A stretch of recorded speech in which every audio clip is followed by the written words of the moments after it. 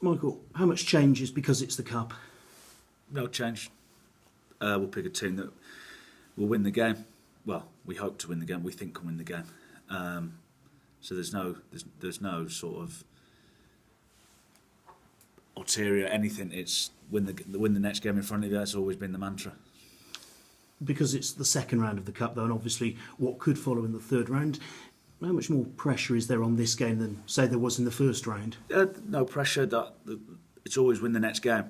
Now there's a byproduct of that you could go on to get something, so that might motivate the players a little bit more. But from my point of view, it's win the game, because the worst thing you can have is not turn up, lose the game, and then go and draw Man United away.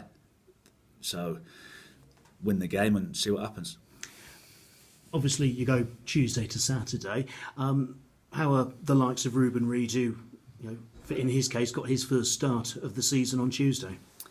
Well, we'll wait and see today. Obviously, they do their wellness markers and the fatigue markers and everything like that now. So the sports science staff will have all that this morning, and then we'll assess them in training, have a look at them, see if anyone looks leggy, count the bodies almost, because it's coming so quickly, and then we'll, again, like I said, pick a team that we think's good enough to win the game, hopefully. And in terms of the two players who've been carrying foot injuries while we're on injuries, how are Charlie Raglan and Gavin Riley? I don't know yet. Gav, I'd imagine, would be all right. Rags, I've not seen him yet this morning. Obviously, they're all down now. We have a meeting in a minute to find out who's about and who's not. But Rags, I don't know whether his infection was that bad that he's not going to be available or not. I honestly don't know. And could it be a case of sort of a combination of strikers to get through the 90 minutes? Because obviously when you're working players back, that can be quite useful. Well, we've got enough centre forwards, so we need to pick the right two based on fitness, form and the opposition. So that's what we'll try and do. When the draw was announced, on paper people would have thought, Port Vale below Cheltenham in the table, really good chance. But A, they're on a good run of form, and B, they're sneaking up that table, aren't they? They've been excellent this year. I think they're 3 points behind us, but they got beat on Saturday, which I think that was the first defeat in 6, I think it was. So they've been on a good run. They've got a way of playing. They're organised. They're fit. So similarly to ourselves, they've been much improved this season. So we're under no illusions that we've drawn our last 3 games. So. We have to be better with the ball than what we were last week, and then hopefully be as resilient defensively. Obviously, Luke Varney has been so important for you in the last year or so.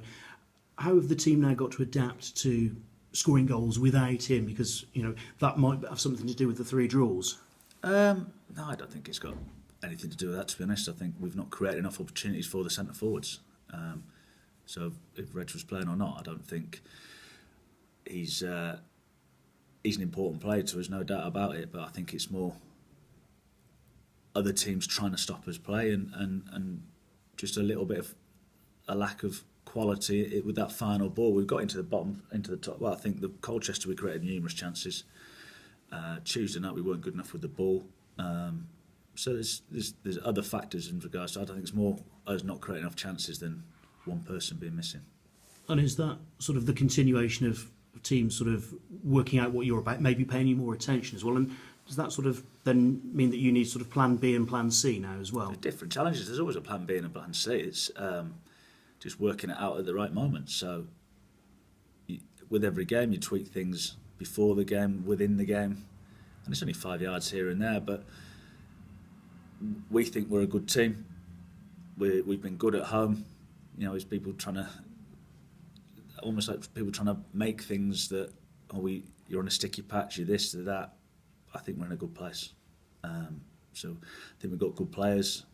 If we turn up and move the ball around as we have done in the past, I'm sure it's a matter of time before we go and score a few more goals. Back to Vale, their defeat on Saturday, no Tom Pope for that. How important a player is he for them? Well, he's been more of an impact player for them this year. Richie Bennett has been the one. Similar type players, really. Both big lads. They get it into them, but they've got good energy around them as well. They support from midfield really well. The 2 wide men are a threat.